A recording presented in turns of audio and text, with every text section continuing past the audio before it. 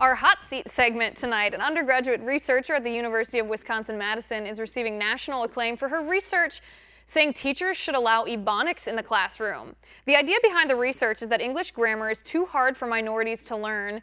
Instead, teachers should allow the use of vernacular known as Ebonics so as not to hurt their feelings. With me now, contributor in education for the Daily Caller, Rob Shimshak, and Democratic strategist Avery Jaffe. Avery, Rob, thanks for being here. Good to be here. Thanks so much. All right, Avery, let me turn to you first. This story, I think it's so absurd, it's almost funny here, but isn't this insulting to minorities?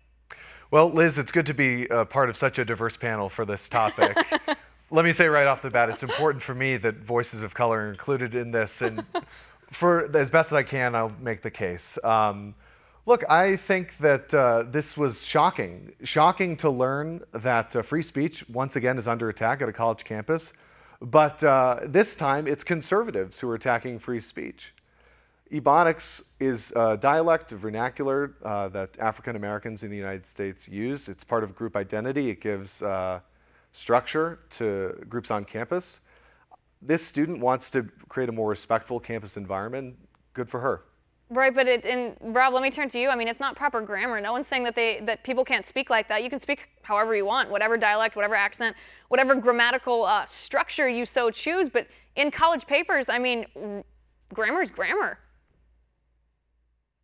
Right, and really what I'm coming at it from is more of a vocational perspective.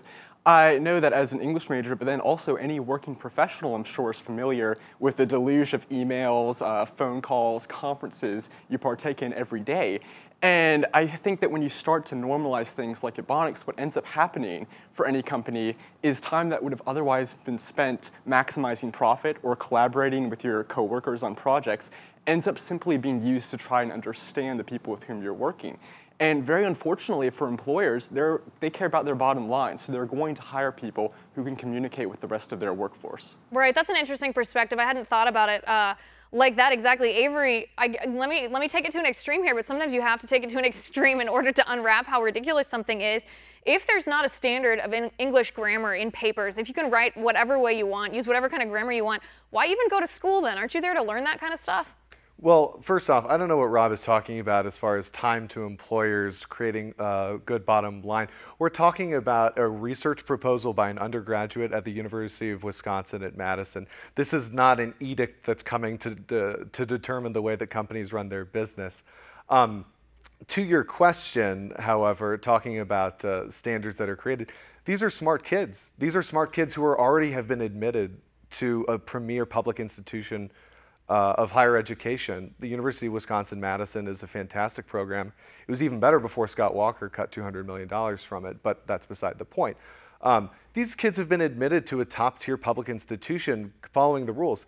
This is simply a suggestion to professors to be more respectful and understanding of these students who may be coming from disadvantaged communities, who may have not had the same opportunities as other ones.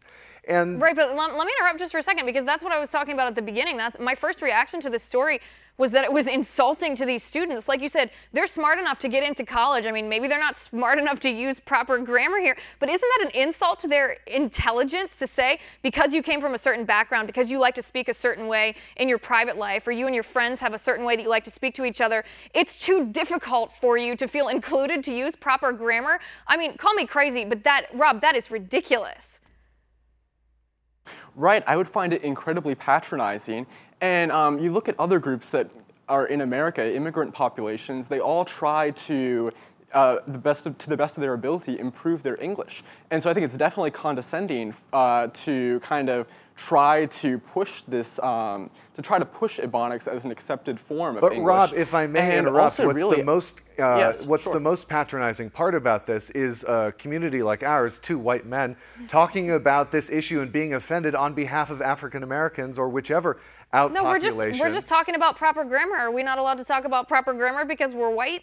Well, of course we can talk about proper grammar, but are we really going to get into a big fuss about determining the ways that people speak? I mean, this is an attack on free speech, like you always talk about on your show. And now, just because that this group of students is African American, it's a problem. It's not as if this student is making these accusations, doing this research on her own without input from an African American group. She did the work. this student sat down with student leaders on campus and asked them, do you feel as though you can't, fulfill your potential by having to code switch in these classes? But don't you think the students would have answered the same way if they were asked by a researcher? Do you feel that, do you feel marginalized or, excluded for something because you have to do your calculus homework?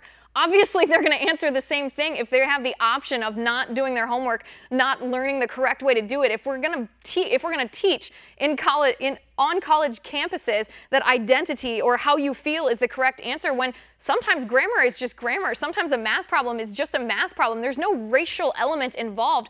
Isn't that dumbing down learning and targeting minorities by doing that? No, these students are already doing the work. This is an accommodation like could be provided in any Title IX accommodation. Again, this is not an edict. This is a proposal. These students are already doing the work. They've already done a great job to get into such an institution. And this is a series of important questions that are being asked on a college campus and that researchers across the country are now getting to look at because this particular research is getting a lot of national attention. All right, Rob, we're almost out of time. Last word to you. If you look actually what the undergraduate researcher wants to do is establish a kind of nonprofit group that encourages teachers to be more accepting of different forms of English. And so I would think that these groups would have an impact on the conversation and would perhaps lead students to have unfair expectations of the workforce after they graduate. Right, and one more point I would make just before we wrap this up is I don't think it's an attack on free speech because no one's trying to prevent these students from speaking in this way or from embracing if they consider that to be their culture. No one's trying to stop them from doing that on campus. They're just saying you have to use proper grammar when you're writing a paper. We all learned how to do that. That's not too much to ask anybody if you're intelligent enough to be in college. Avery, Rob, thanks for being here today.